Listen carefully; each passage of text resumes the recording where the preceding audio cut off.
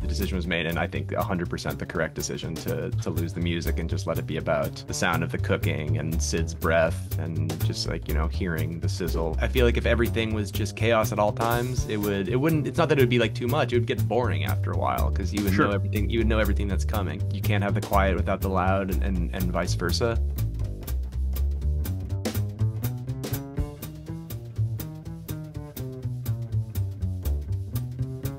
Yeah, I can make you an omelet. Yeah, go in the office. Hey, thank you.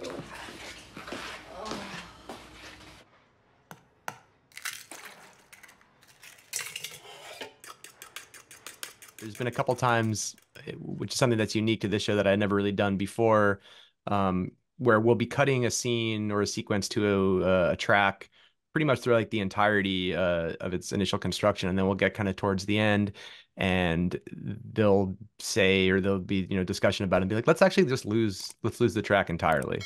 But let's still keep that rhythm of cutting that was very specific to the track that we were playing with, but now it's just going to be nat sound, and that's going to be what kind of pulls us through. So you get this sort of a visual pattern that you probably wouldn't have landed on if you were just doing it from the get-go with no music, or if you had never kind of made it fit more in with the track that we were using, which gives it a kind of a different pace and vibe. It's a cool technique. Adam, was the omelet making scene one of those scenes? Yeah, so That's that was yeah. yeah, we had tried like 4 or 5 different tracks with that. And then the decision was made, and I think 100% the correct decision to lose the music and just let it be about the sound of the cooking and Sid's breath and just like, hearing the sizzle and but that was yeah, we had like probably half a dozen songs in there at some point.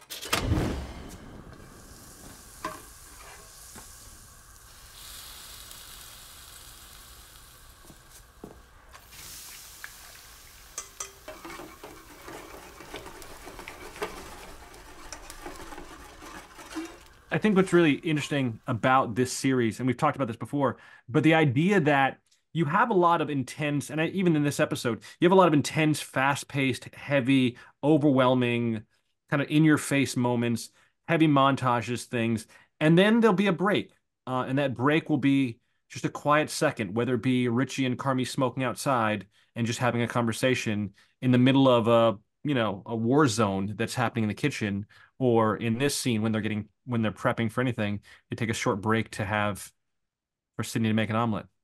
Yeah, I think anything where you can make give the viewer something where they're not feeling predictive, and they don't feel that it's repetitive.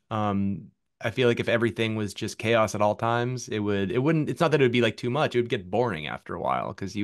you would know everything that's coming. The dynamic range, between scenes, I think is the thing that gives kind of strength to each side of the coin. You can't have the quiet without the loud, and vice versa. And I think it also mirrors the rhythms of the kitchen in a very direct way, as you're saying, as far as going outside for a smoke break. So anything that we can do pace wise and with variation to kind of to mirror that experience of what a chef goes through, what a kitchen goes through, what a family goes through as far as chaos and calm and beauty. Yeah, the more the better as far as that distinction.